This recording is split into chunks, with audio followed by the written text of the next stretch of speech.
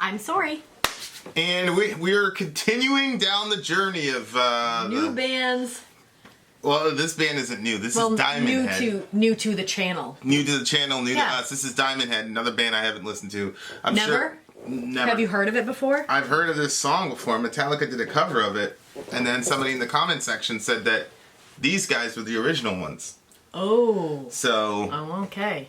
But I saw it on a Metallica, what do you call it? Like it was on a set list or whatever? Yeah. I have not actually not heard the song. Oh, okay. So this should be interesting.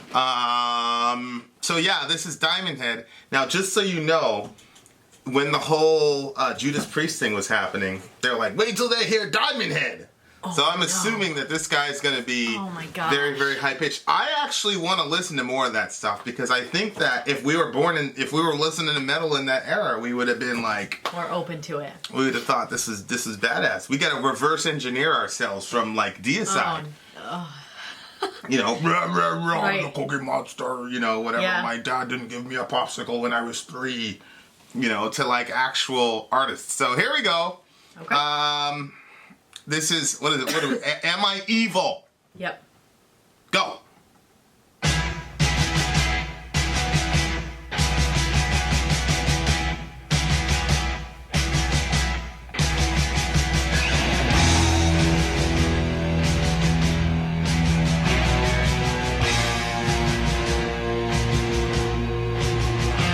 This sounds like Sinister. This is my metal.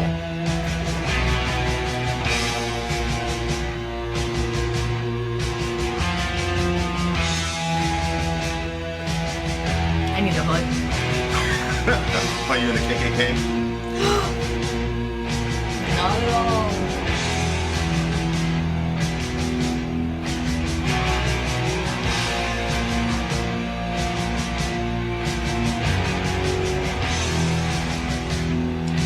Like a march. Oh yeah, for sure.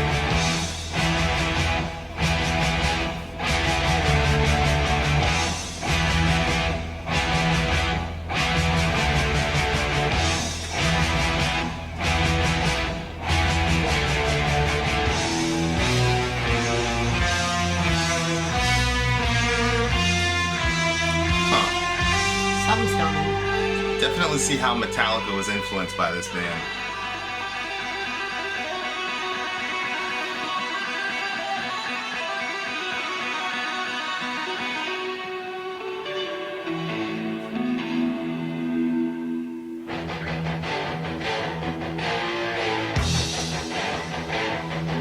Oh yeah, I like this. You like this riff? Yeah.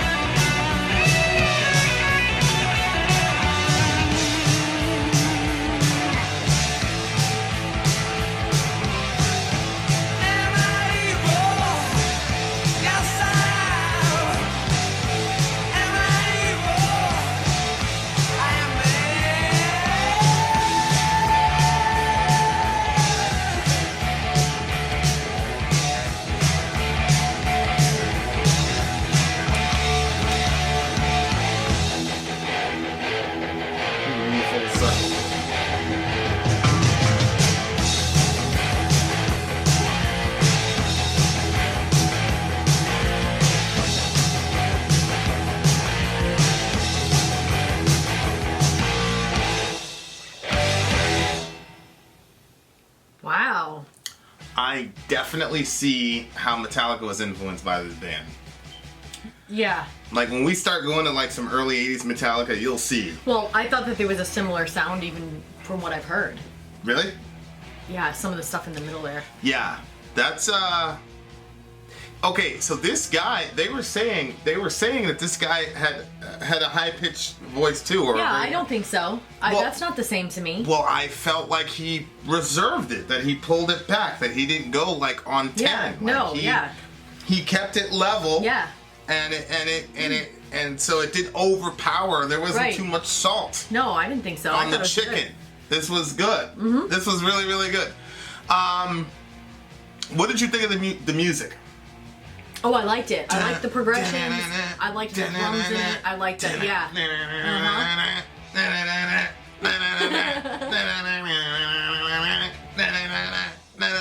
That solo was legit. That solo was legit. Like, I didn't want the solo to end. It was so good. And it didn't. Well, when the end of the song came, I was kind of like, oh, there's sometimes you just don't want it to end. Yeah. Sometimes, Yeah. like, I'll always feel like a movie is, like, premature, and you're like, no, that was a good spot. I'm like, no, I feel like this should have gone on a little bit longer. Like, I wasn't ready to let them go yet. Yeah, there's some songs that, like, Don't go on say it. for a minute and 39 seconds too long. Stop it. Leave Opeth alone. I didn't say a But word. we all know what you mean. I said there's some songs. This song was like, oh, why? You just mean that you understood the song, you didn't It understand. was so good. It was so good. This is the thing. It's like people like if you don't like their band, they insult your intelligence. So I didn't I'm like not the trying to song insult your because intelligence. I'm just saying you didn't I understand just didn't it. understand it. You didn't. And so what? If you understood it. What faculty is involved with my comprehension of a song? It's my intelligence, right? No. What? Hey, No, I'm that's not true because I'm completely secure. if I understand a song, I was able to get into it. You didn't understand the song. You were not able to get into it. Oh, in sure. your own way. You can get into it intellectually if you all want. All of you or Tool you and can Opeth feel people it, are exactly the but same. whatever. They're all the same. You don't like my band, it's because you're an idiot, dumb butt. That's ridiculous. You don't know. This song, first of all, the term Diamond Head is like a snake. Yes, yep, that's true. I think that's a pretty cool name for a band. Lightning to the Nations. That's interesting. Lightning to the Nations. But again, this is sort of like what, during the witch trials? Well, yeah, I was confused. Well, not confused, but some of the time it sounded like that his mother was a witch, and then other times it kind of like, for some reason, was thinking that it sounded like she was more of a prostitute. I couldn't figure out what was going on. Yeah. Did you pick up on that too? Yes, I did. He called her a whore at one point. Yeah, didn't that's he? right. Yeah. And he talks about hiding his disgrace. Yeah. But I think that there's a correlation between, like, if you were a witch and the stigma that goes with being a witch and the stigma that goes with being a prostitute. the child of a witch or the child of a prostitute. Sure. Yeah. Because on the one hand, he's angry that they killed his mother, but on the other hand, he wants revenge on the people that did it. And he was also embarrassed of her. Yeah, he calls her a thankless bitch for the tears that he cried. See right there? Wow, what a weird thing to say. Yeah, well... But, wasn't he crying after she died? Well, again, if let's say that his mother was like the town prostitute or whatever. Okay. Okay? So let's say, like, in real life, his mother was the town prostitute. Yeah. And everybody, like, killed her with their words, made her an outcast, called her a whore, blah, blah, blah. So they, burned her at the stake, metaphorically. Yeah. Then he would have had that resentment toward her. You see what I'm saying? Yeah, oh, for sure.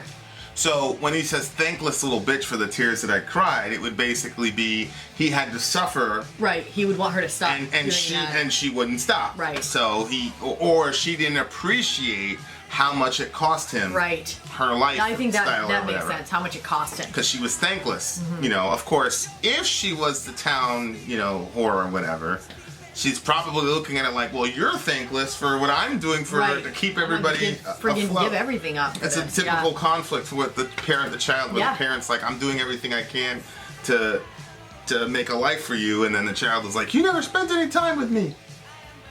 Yep, true. Take her down now, don't want to see her face. Blistered and burnt, can't That's hide always my with my disgrace. What? Like that, what you just explained. That conflict, yeah. Yeah, he was trying to, work hard and be excellent at what he was doing and put in the hours and I just wanted him to spend the time with me. Now that I'm an adult, I'm like, wow, I've been like hard on him about that, but I understand even just the time that this YouTube channel has been taking and stuff, and try to balance that in a family and stuff. So I'm like, I understand Dad was trying to do what he could, and I judged him for it. I doubt you'll ever see my videos, but if you do, I'm sorry, and I love you. Take her down, I don't want to see her face. Blistered and burnt, can't hide my disgrace. That's tough, man. You know, like, in any situation, but can you imagine? Because I'm sure that this happened. If we literalize the first, little stanza. Yeah. Can you imagine being a kid and having your mom being burnt at the stake? Like 99% of these women weren't even involved in any witchcraft. And the 1% that were shouldn't have been burned at the stake. What the hell? Yeah.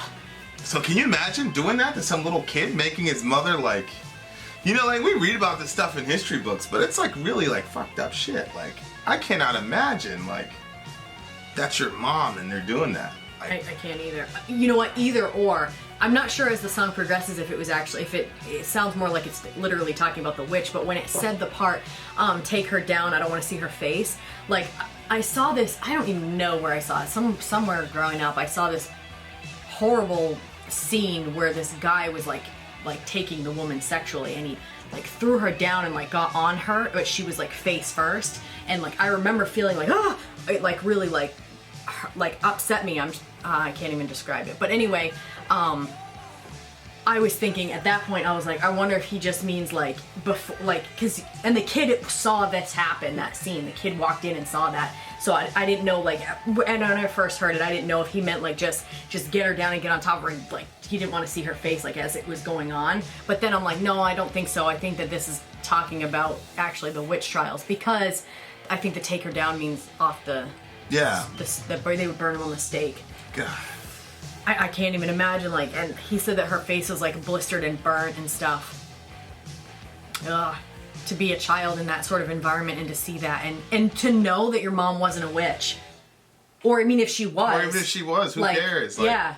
What in the world? Why is that a reason to kill somebody? And then, wasn't it a lot of times it was the church that was doing that? It was exclusively the church. Okay, so that's going to be even and more like Protestants. It was our forefathers. Well, y'all forefathers, but yeah, man, it was a really crazy. That's a really crazy thing. And then, so he's got to deal with his own feeling like embarrassed of her. And as he grows, like you know, like the guilt that he would feel for feeling embarrassed as his mom was dying. You know what I'm saying? And what she was going through and stuff. And then wanting to take revenge, but hating yourself simultaneously because you hated her in the moment of her death. You know what I'm saying? Like you weren't.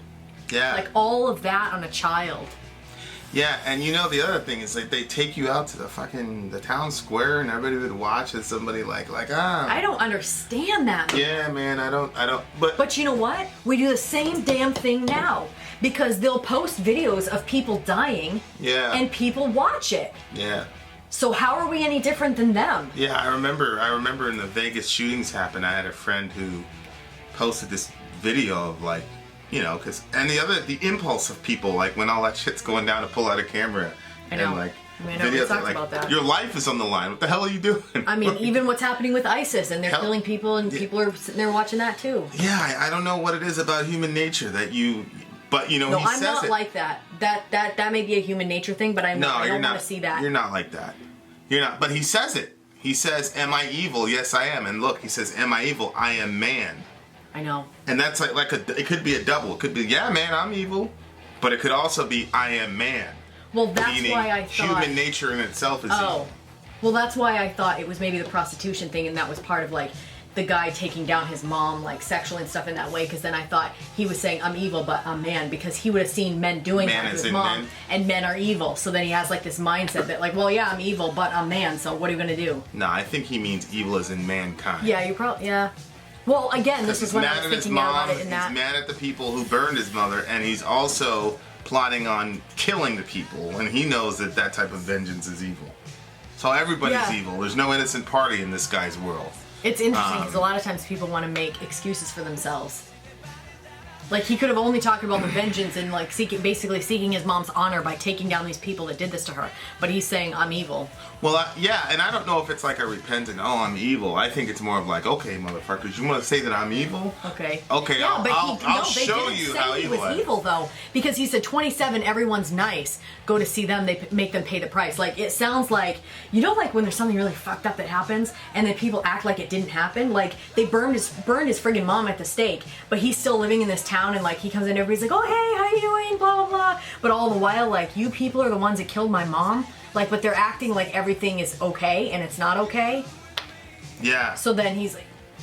Yeah, so he's like, he's gonna, you know, Ugh. this is like an extreme example of embracing the shadow self. Yeah, exactly. And saying, okay, you know, like yeah, it's this very, very crazy thing though about human nature, and of course, the difficulty in a lot of this stuff with the witch trials is you had Old Testament passages that says you shall not allow a witch to live. That's right. Right? That's why they were doing it? Well, yeah, it says you shall not allow a witch to live. Why did I never put that together before? So yeah, I mean, this is one of those things where you have to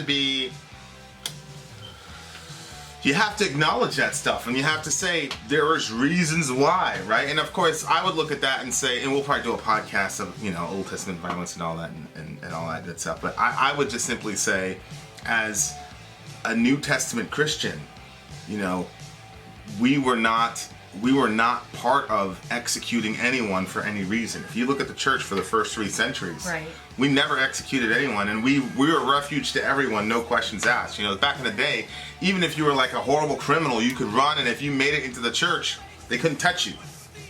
You know what I mean?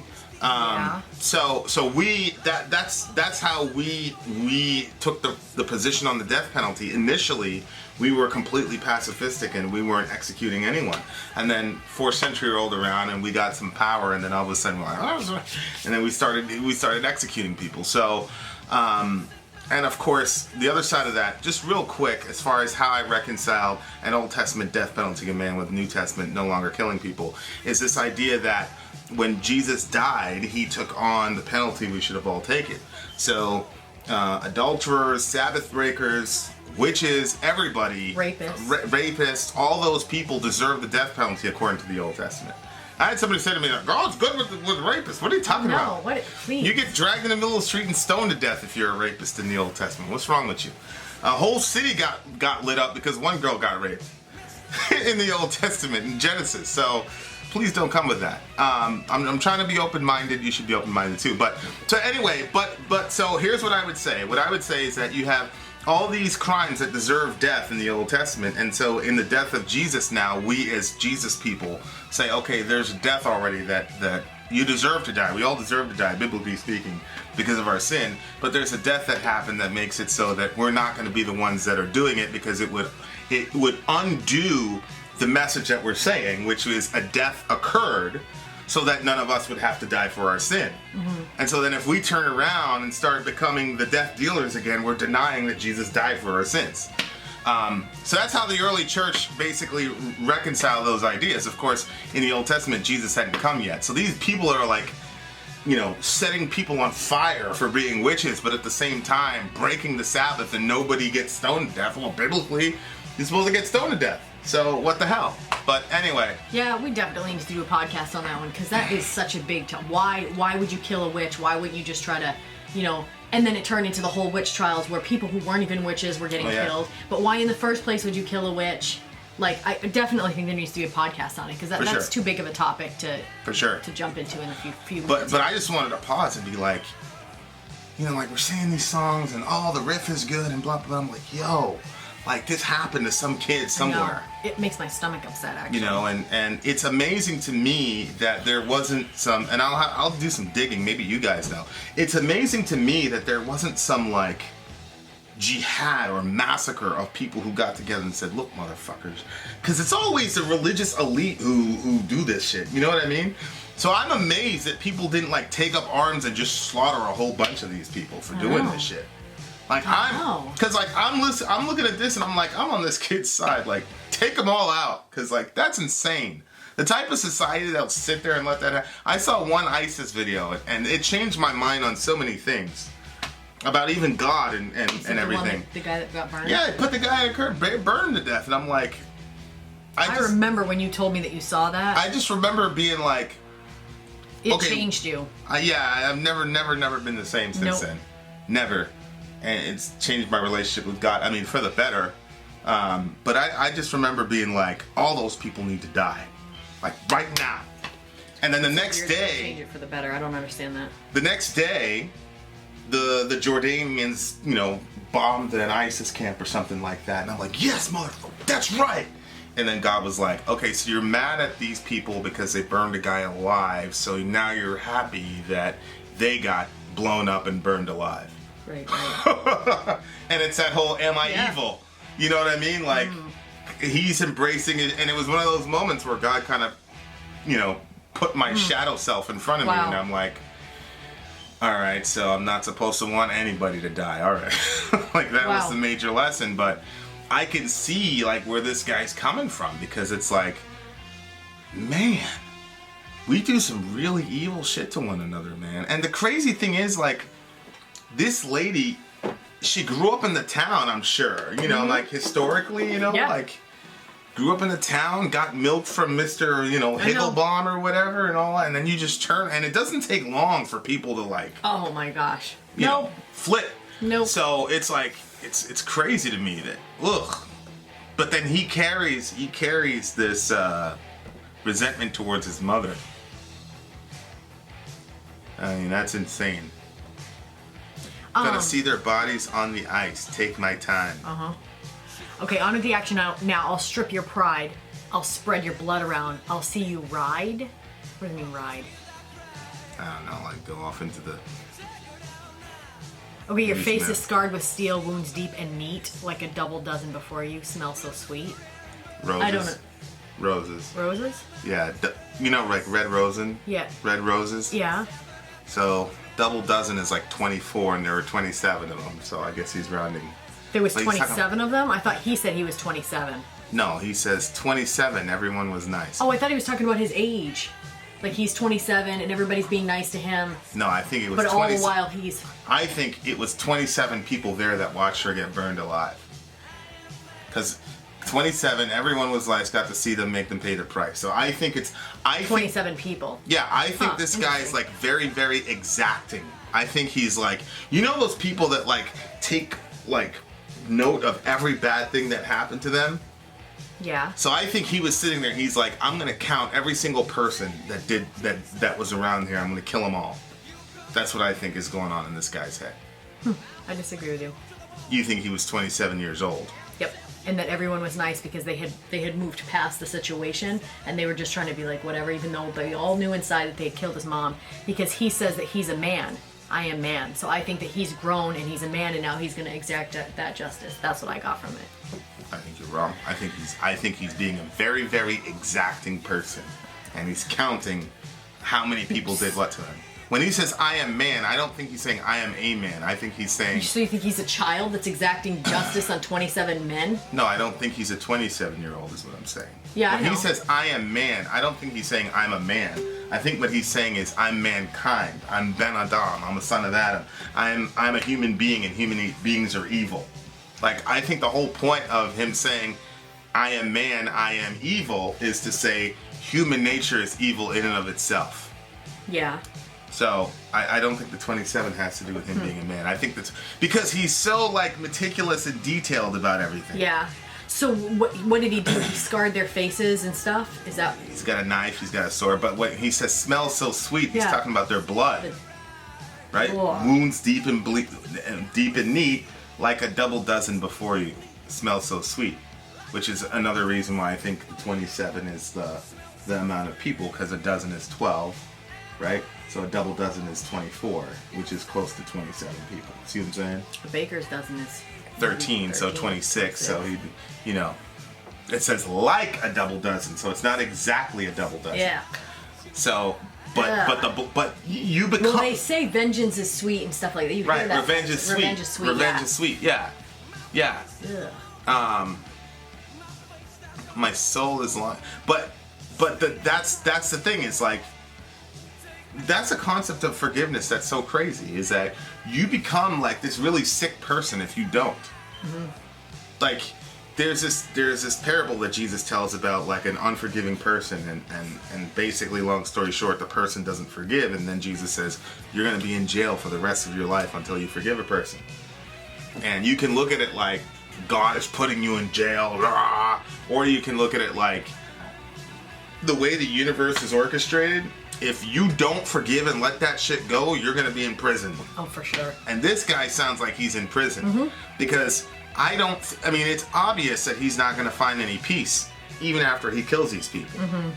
Like, I've had people, and that's why I'm so quick to forgive people. Like, I've had people in my life where, like, you know, they did something to me or they did something to one of my friends, and we were like, all right, cool. And then we went and did what we had to do to them. You know what I mean? And, you know, stuff like this, but then you feel more evil. Wow. And the line, because when somebody does something to you, like, they did something bad, so like their bad meter is up here, right? And then you do something bad to them, well, at the end of it, you end up being like, you're just as bad as them. And nobody has to tell you that. Like, you know that. Like, you know that you're just as bad as them. And this guy knows it. Yeah. You know, but the difference is he's embracing it. And I think in life, you all of us have that decision to make. Wow. Because in life, I mean, you know, whether it's Jordan Peterson, Carl Jung, the Bible, all of us are saying that there's something inherently wrong with human beings. Something's wrong with us. Yeah. I never had to teach my kid to lie. Never had to teach him to steal Legos. Never had to teach him to, you know, be selfish. You have to teach your kid the other stuff. Right. So it's like all of us have this shadow self, and Carl Jung was basically like, stop running from it. Like, realize that that's who you are, and then manage it. And the same thing happens in the Bible. Sin is crouching at your door; it's desire to have you, but you have to master it. And so, if you're in a world full of people that have all this, all have a dark side to themselves. Yeah. That means people are going to do something to you. Right. Or somebody that you love. And now you have a decision to make, which is, are you going to embrace that dark side of yourself that says, feed on vengeance, be an angry person, be a bitter person? Or are you going to be the type of person that says, I'm going to let this go, because if not, my shadow self will take over, and I'll start saying sick shit like 27 people dead in front of me bleeding out is a sweet aroma. Right. Which, if you've actually ever been around somebody who's recently been deceased in such a violent way, it's a disgusting situation to be around. So, but you can be so like fucked up mentally off of this, like feeding off of that stuff, that you know. So, yeah, it's a crazy song. Yeah, that video definitely changed me a lot, and it made me a and it softened my view of God, oddly enough. So it definitely changed a lot of things about me. And that, it looked negative at first. When you first started talking to me about it, I was like, oh. Yeah, it was very traumatic, and like, there was a lot of. He friggin' never should have watched that shit. Yeah. Why? Yeah, but it Careful, really. little lies, what you see. It definitely changed a lot of things for me. And even the next day when the Jordanians blew them all up and all this, and and I remember like, yeah, and being like, all right, and you know, and then you look at it like people who mess with you or do things to you or say things about you. It's like, well, did they set you on fire? No. Right. All right, let it go. Because if God can forgive those people, then you can forgive some people. Which, you know, this also like kind of tests this whole concept of forgiveness. And not judging people. Like, people were mad at me because I was judging the guy at the in the Megadeth song, the Hallowed Be Thy Name. Which actually, when I look back at it, because they were saying, "Look, man, this is a gallows. You could have got sent to the gallows for any reason. Go, you know, hunting on the king's land. Let's say the guy's, you know, family was all poor and shit. You know, you could say, well, where did you get the idea that he killed him?" I was like, oh shit, that's actually a good point. Like, historically, that's actually a good point. So none of us likes this concept of judgment, but we do love judging religious people. Right? So you're like, oh, it's freaking religious people. We love judging those people, though. But God loves them too. And it's like how far are we willing really to extend forgiveness? Yeah. And like even the people that did this, like it's crazy to me. Like I feel like I have to forgive people that did stuff like this in the past, and they didn't even do anything to me. Like they did nothing to me. That's but interesting like, because I feel angry at them, but it doesn't. I don't even have the impulse to forgive them. Yeah, I you know, and the ISIS people, I had to forgive them. Like God was like, dude, you gotta let that go. I think I have a lot of unforgiveness in my heart because every time you say something, I'm like, yo, I never forgave those people either. Yeah. Oh my gosh. Yeah, it's crazy. But like this is like a precautionary tale. You can end up like being this type of guy. Why does he say, my soul is longing before await my heir? Well, some of the verses in this. And he says, my face is not my own. Well, Because he feels totally different because he's lost himself in revenge. Well, yeah, of course. It changes you for sure. Jeez. Because think about it, like there's the, and I'm going with Carl Jung again. There's that shadow self that you have, but it's a shadow. It's not like the real you. But he can take you over, and then after a while, you don't recognize who you are. Do you think that that's part of the whole not growing up thing and like remembering what you were like as a child because it was more your true self because you were more, you know, there's like Jesus Kids talks are so about. quicker. Yeah, they're quick to forgive. Jesus talked about if you want to enter the kingdom of heaven, you have to be like a little child. Do you think that there's an innocence that goes along with being a child as true. you're being introduced to the world, and then as sin hits you from other people, whatever, that kind of your shadow self becomes more apparent. Well, the shadow self feels on your ego. Your shadow self feeds on your ego, right? Yeah. So when you're small, you have a much smaller ego. Right? So somebody does something to you when you're small, you're like, okay, what's important right now? The fact that somebody did something to me or the fact that we can go play for the rest of the day? Right? So because the kid's ego's small and his highest value is relationship and playing, he's ready to forgive. Yep.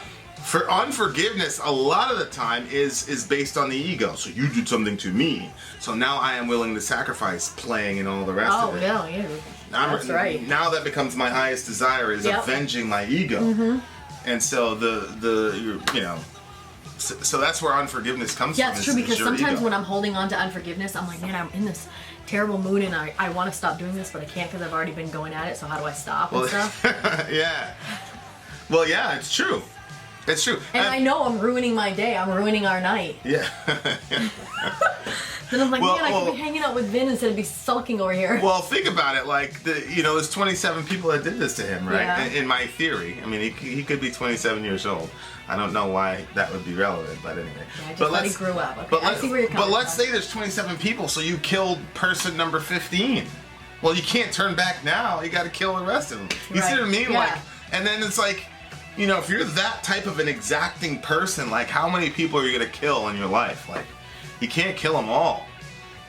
Metallica, see what I did there? Yeah, so a lot of it's just your ego and all the rest of it. But okay. Anyway, so it's a moral to the story. I mean, 8. The metal is crazy though. Yeah, I liked it.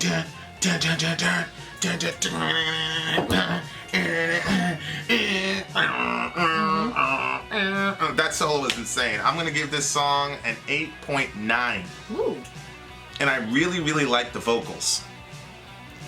I really do like the vocals because I felt like that this guy could have went like, he was singing at like a 6, and I felt like he had the capability of going through like a 9, and he's like, nah, I'm not gonna do that. We gotta keep it here. Yeah. We gotta keep it in character.